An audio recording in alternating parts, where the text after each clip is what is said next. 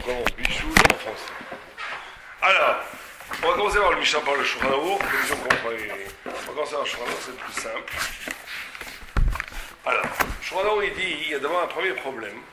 C'est Kouf Yutret, dans le Siman, je ne sais pas si vous avez ici, qu'il y a d'abord une marloquette dans la Gemara. Si quelqu'un fait un Chiddush Shabbat ou cuit pendant Shabbat, est-ce qu'on peut consommer ou pas ce qui a été cuit? Oui. Alors c'est une marloquette dans la Gemara. Quand est-ce qu'on peut consommer? Qui peut le consommer? Par exemple, si quelqu'un m'a cuit un pain spaghetti Shabbat, alors pour Rabbi Meir, si c'est Beshogeg, ça veut dire que c'est inintentionné, tout le monde peut le manger. J'ai oublié que c'était Shabbat, je me suis fait un café. Oh, mais c'est Shabbat, parce que j'ai le droit de boire le café.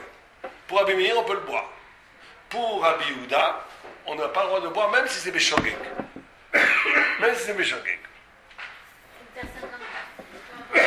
N'importe qui, ni toi ni les autres. Il faut attendre Motzei Shabbat, tu pourras le boire. Non, si c'est Bémézid, dit Rabbi Yehuda, si c'est Bémézid, tu ne pourras pas le manger avant, toi, celui qui a fait volontairement un Chiddush Shabbat. Tu ne pourras pas le consommer toute ta vie et les autres Motzei Shabbat. D'accord? La halakha est comme Rabbi Yehuda. Aujourd'hui, vous savez que c'est un grand problème politique aujourd'hui.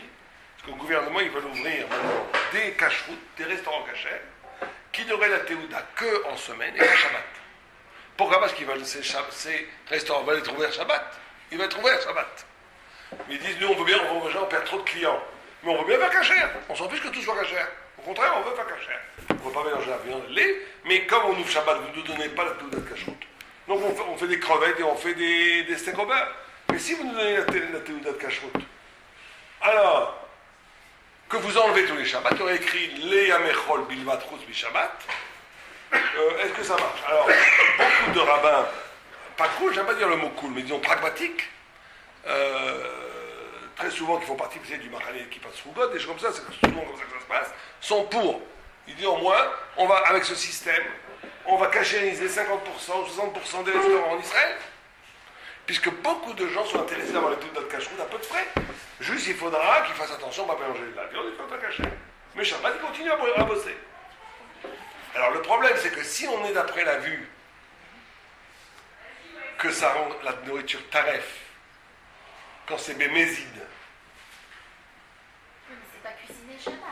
Si, ils vont cuisiner Shabbat. Non, d'accord, celui qui va consommer Shabbat, mais celui qui va venir dimanche. Oh, alors le problème, c'est la casserole. La casserole qui a été boléa. Le tam issour, est-ce que. Alors tu vas me dire, oui, mais le issour, c'est que pour celui qui l'a fait. Pour les autres, c'est moutard. Donc il n'y a que lui qui doit cachériser. Donc c'est pas. Il y a des grandes marques à pied à la très souvent les harim sont contre ce genre de système, pas tellement à pied à la ça marche. Parce qu'ils disent c'est compromis sur compromis sur compromis, on va arriver à n'importe quoi. Donc ils sont pas d'accord. Parce que c'est trop compromis sur compromis, à la fin, ça devient n'importe quoi. On ne peut pas donner une cache-route à quelqu'un qui est ouvert Shabbat. Bon. Mais en tous les cas, ici c'est le problème. Amé Vachel be Shabbat. D'accord? Bémézid. Asurlo leolam el mutar le motzei Shabbat. Lui, il ne pourra jamais consommer la chose à jamais. Et pour les autres, ce sera mutar motzei Shabbat. Ça, c'est comme Rabbi Yehuda, pas comme Rabbi Meir. Au Beshogeg, Asur Bo Bayom, Vegam Lacherim, c'est interdit à tout le monde, ou les Erev, mutar, le soir, c'est mutar à tout le monde. On a vu que le Mishloach Halarouf, les Sfaradim, ont été possèques, les Chumra, comme Rabbi Yehuda. Ceci dit, le Gaon de Vilna, donc plutôt pour les Ashkenazim, dit qu'on peut être posé comme Rabbi Meir. Ça veut dire, Nafkamina, si par exemple quelqu'un vous appelle, enfin viens vous voir Shabbat, dit écoutez, ma mère s'est trompée, le tchoulent ou le couscous était complètement froid, complètement dans le frigidaire, c'est du liquide, yesh bichoul après bichoul, et elle a mis le bouillon qui était dans le frigidaire glacé sur la plata, maintenant il est très bon, est-ce qu'on peut le manger? Tu veux dire qu'il y a un bichou après bichou? Si c'est moutard à Piarabab, des Yavad, il va faire manger déjà? Tu as raison, bravo, ce que vous avez dit c'est très bien, très fort.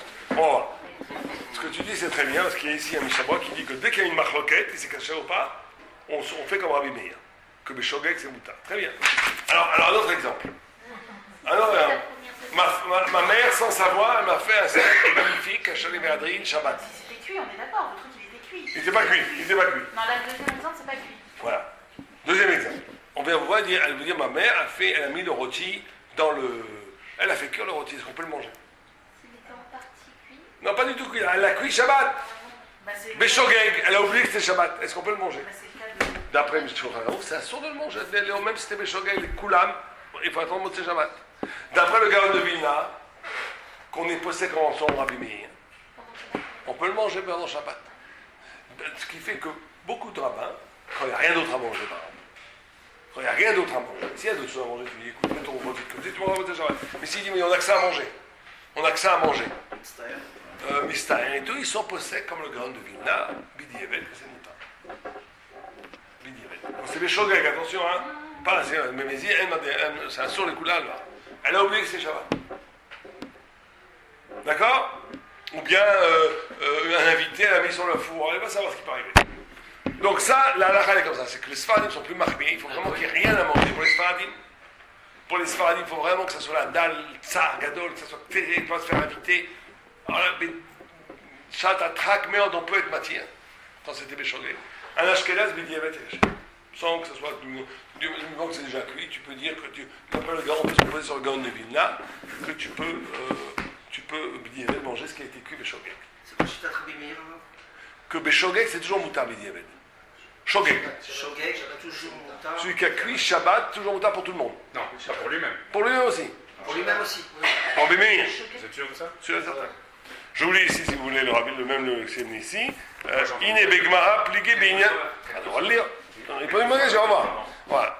Iné, il y a trois vues dans la Gemara. Rabbi Yochanan Hassan là, Rabbi Meir, Rabbi Yehuda. Comme là, Iné Begmara, pliqué Binyan Shogeg ou Mezit. Rabbi Meir et Rabbi Yehuda. ודת השכונה הוא כדת רבי יהודה. וכן הסכים הרי והרמב"ם, והגאונים, והגאון, הסכים בביאורו לעשות לשיטת התוספות, כרבי מאיר, במזיד אסור בין לו ובין האחרים, על מוצא שם ובשוגג מותר גם לא מיד, גם לא מיד. ובשוגג מותר גם לא מיד. Donc ça veut dire que pour Rabbi Meir, c'est moutar miad. Et comme ça, on est possède pour les Ashkenazim bidievet. D'accord? Et pour les Sfaradim, b'shatatrak gadol. C'est clair? Ça c'est clair. Chat bidievet, ça veut dire que tu as déjà cuit. Même si tu as encore, tu as de la dinde et tu pourrais te priver de dinde. Ça va, tu as autre chose à manger. Pour un Ashkenaz, il pourra le manger. Pour Kvod Shabbat. Même si. Pour un Sfaradim, il ne pourra pas le manger. Il faudra qu'il mange. Tu peux manger, tu as quand même un plat de. Tu as un couscous, tu n'as pas besoin de manger aussi ton poulet. Mais si tu n'as rien d'autre, tu me dis écoutez, si je ne mange pas ça, j'ai que du pain et de l'eau. Tu me dis bon, c'est pas pain et de l'eau, tu peux y aller. Tu peux être sur l'air sur le gras. C'est quelle que soit la façon de cuire. Quelle que soit la façon de cuire. Feu à la hache, à la hache. Mais on parle de Shogeg, attention, Shalom. D'accord? Ça c'est clair. Donc,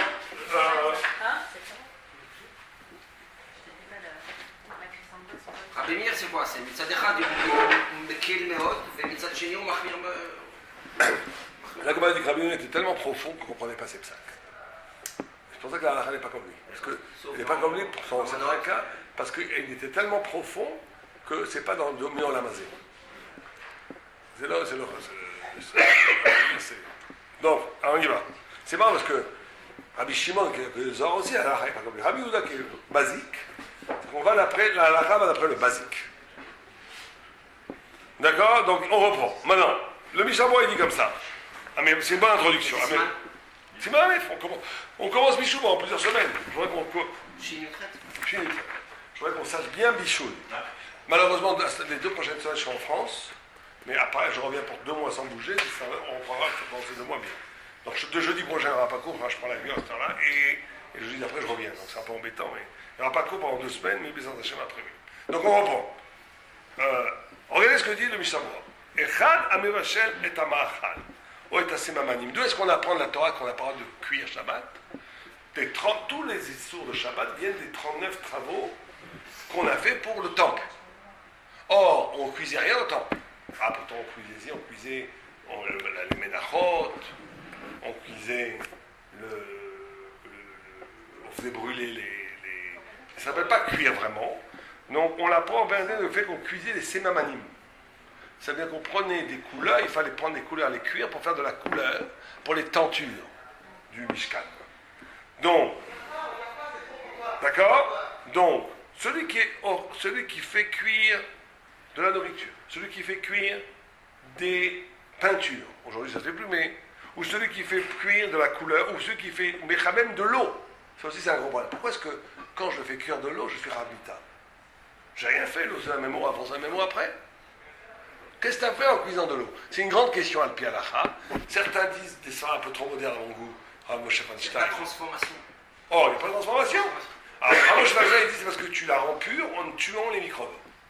C'est un peu moderne comme idée. Mais c'est vrai qu'il amène une Gemara, où il y a écrit dans la Gemara qu'elle savait, puisqu'elle dit qu'on ne va pas boire une eau pochée avec que bouillie. La Gemara dit que quand on donne l'eau, il faut boire de l'eau bouillie. Donc la Gemara, elle savait la notion des bactéries et des trucs, donc ça purifie donc. Certains disent parce qu'une eau qui est cuite, elle devient plus comestible au sens où tu... Café, et mishtaber, tu peux faire du café, du thé, parce que tu ne pouvais pas faire du café avec de l'eau froide. Donc tu as oui une transformation. Vous voyez une transformation?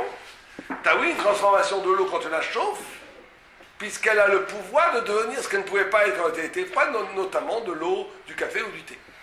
Et certains disent c'est en donnant à l'eau le pouvoir de cuire que tu la cuis.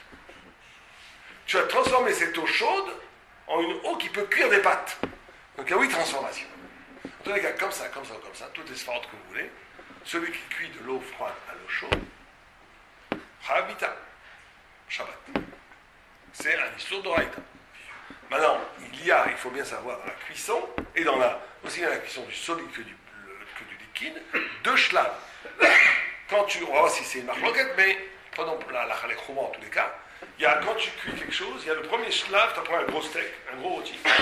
Si tu l'as cuit niveau yad soledet, machal ben rosai, qui est ou un tiers ou une moitié, machal ben rashi ramba, tu es déjà ouvert d'oraïta. Bidjouk.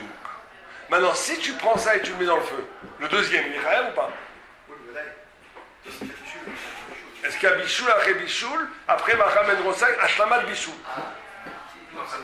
Machloket. On va voir que deuxième, il y a beaucoup qui disent c'est d'oraïta. C'est oui d'oraïta.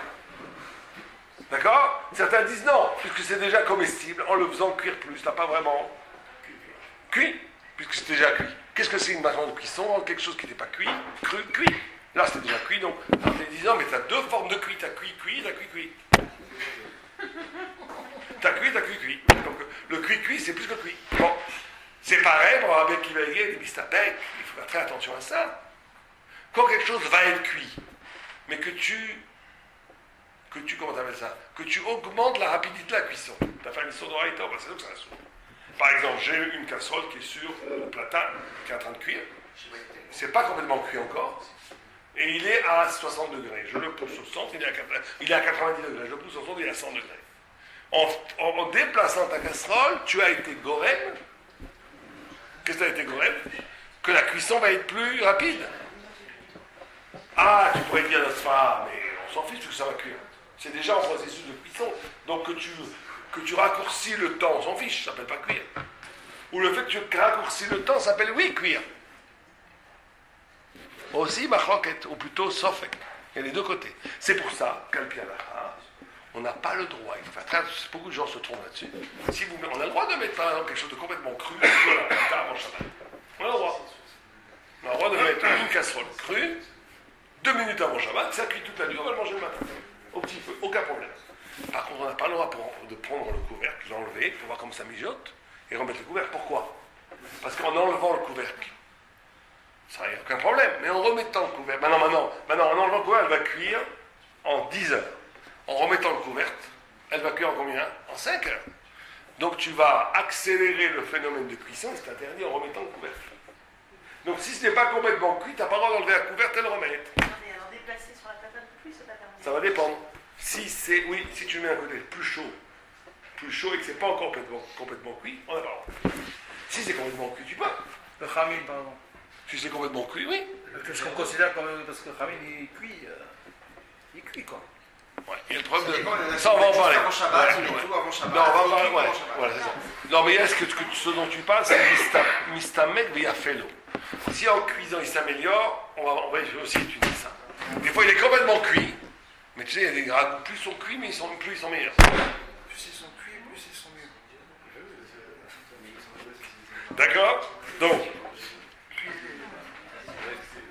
donc on a dit quoi, hein? On a dit, alors il dit comme ça, il dit l'eau, c'est ça la question. Même si l'eau, on peut la boire sans la cuire. Ou adin khalav, mais comme khaya. Ou adin khalab, c'est même le khalab. Bien sûr le khalav, pourquoi pas? Tu cuis de Il y en a qui disent qu'il n'y a pas de bichou dans le khalab. Pourquoi il n'y a pas de bichou? Parce qu'il est déjà avec les pasteurisés. Ah, et le bichou après bichou, tu parles. Ça, c'est encore un autre, on verra ça. Est-ce qu'il y a bichou après bichou dans le lard? Pour les Sfaradim, oui. Dans Haïta. Il y en a qui considèrent que le khalab, c'est. Oui, parce que c'est à cause de bichou après bichou. Non, mais s'il est Mais pasteurisé. c'est Ashkenaz, ça. Pas les Sfaradim considèrent qu'il y a bichou après bichou. C'est un des rares cas où les Sfaradim possèdent comme Tosfot. Qu'il y a bichou après bichou dans le lard. Et que les Ashkenazim sont possèdent comme Rambam. Qu'il y a une bichou après bichou dans le lard. C'est aussi dans Hadouka, c'est pareil. Les Sfaradim n'allument qu'une bougie pour tout le monde. C'est Tosfot. Quoi? Bichou Belach, c'est un saut. Le Sheyesh. Ils sont pas là chez eux. C'est un saut. La Shalaim, c'est d'Oraïta ou de Rabbanan. Ah, Non, par un Afkamina qui sera une norme, qu'on verra plus tard, c'est quand est-ce que tu as le droit de remettre C'est le khalab, c'est pas un sourd. C'est Trop le plus khalab. tard. un mouton à la khatrila. Quand c'est complètement froid, personne ne permet. Bichou chez les Tabanim en art, c'est un sourd aussi. Ah, les Thémanim, ils font tout le Rambam, donc c'est pas une chita. D'accord. Ah, mais les Thémanim, c'est trop spécial. On peut pas, c'est pas une référence à l'Afrique, parce qu'ils font que le Rambam. Le Khimafia et Rambam. Le Rambam, il est Rambam, poussé c'est comment, tard. Que c'est mouta. El Bichou Lacham Bichou Belach. Bah, là, Bichlan. Mais la halakha n'est pas comme le Rambam. La halakha, elle est, pour les Ashkenazim, Sfaradim, Bi'ikadin, elle n'est pas comme le Rambam. Elle est comme le Tosfot, ça veut dire que c'est un histoire de Raïta. Et pour les Ashkenazim, la halakha est comme le Rambam, mais on est marqué les Khatrila comme le Tosfot, au moins des Rabbanan. Faut pas que ce soit complètement froid. Oh, la nafkamina pour un Sfaradi Ashkenazi, c'est ça. Si j'ai pris un bouillon de couscous et que je l'ai amené sur la table pour servir tout le monde, et maintenant qu'il est encore chaud, pour un Sfaradi Ashkenazi, tu peux le remettre comme tu veux, donc il n'a pas complètement refroidi, tu peux le remettre. Avec tous les autres naïms qu'on étudiera de Khazar, c'est-à-dire qu'il a l'intention de la remettre, il n'a pas lâché des mains, c'est que le feu soit couvert. Pour un Ashkenaz, tu peux remettre la marmite sur le feu, même si c'est descendu en dessous de Yad sur les Edbo. Puisqu'il n'y a pas de bichoul à bichoul. Et que la khumra des Ramadan, c'est que si c'est complètement froid, mais si c'est resté encore un peu chaud, tu peux la remettre. Pour un Sfarad, j'ai rarement vu une marque aussi Kitsani. C'est un histoire d'Oraïta. C'est rare une marque aussi énorme que le juif, ici les Sfarad des Chad Mita, et l'Ashkenaz, il a le droit de faire les Khatrila. C'est très rare. Très rare. Une marque aussi extrême, c'est très rare. Alors certains m'ont demandé, est-ce que le Sfarad a le droit de demander à Ashkenaz de lui remettre son tchoun? C'est moutard. C'est comme quoi.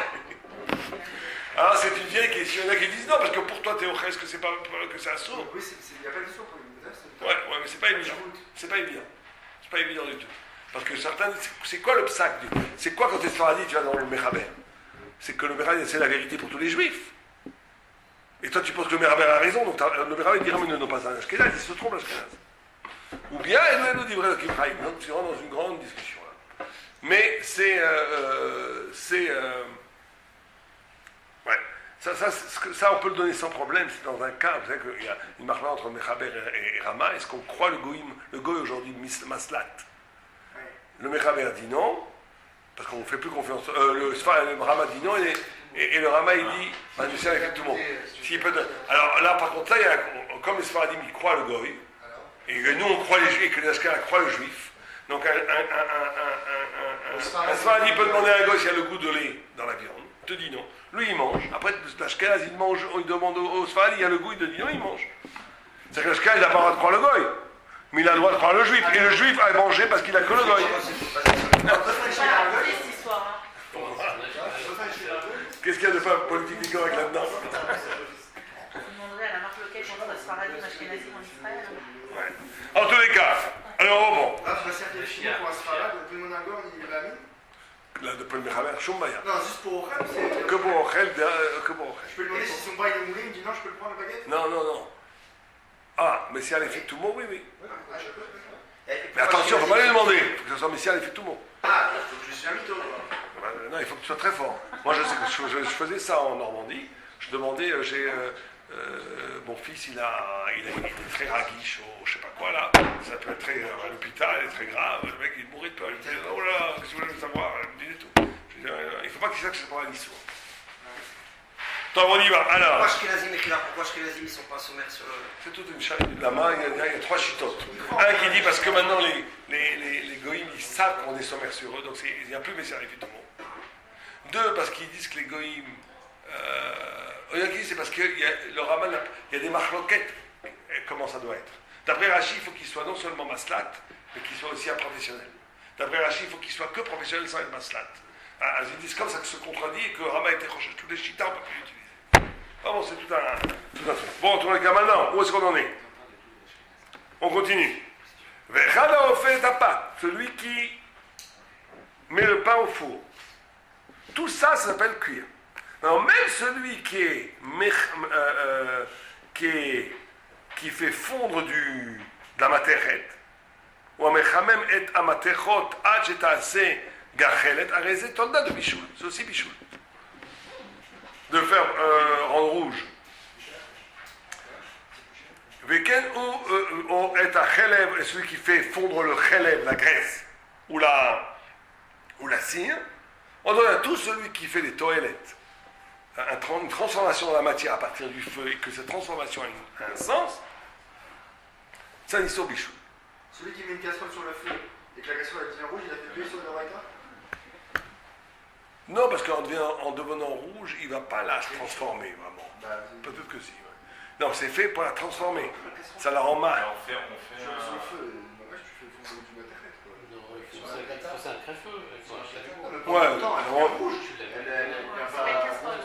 c'est pas une bonne casserole. Elle est faite pour quoi? Sur la région. Non, elle est faite pour la casserole. Oui, mais elle devient rouge.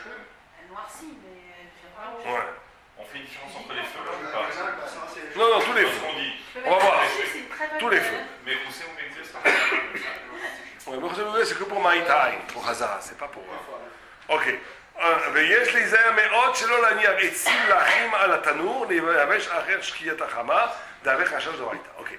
C'est pareil, par exemple, si tu mets des planches pour mouiller et que tu les mets sur le feu pour qu'elles se durcissent, c'est aussi bichoul. Tolda de bichoul.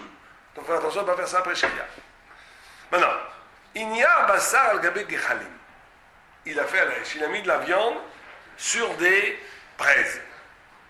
Onitzlat Sliya, Gmoura, Kisha. Maintenant, quel est le chiour pour bichoul?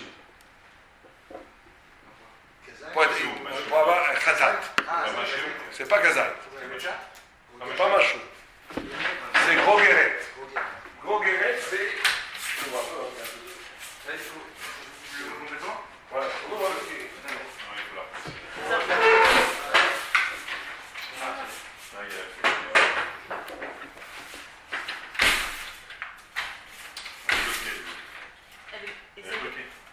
Ok, alors, je vous laisse tomber. Il y a le Mazda. Bon, c'est ouvert, c'est bon. Il y en a un qui veut se jeter par la fenêtre.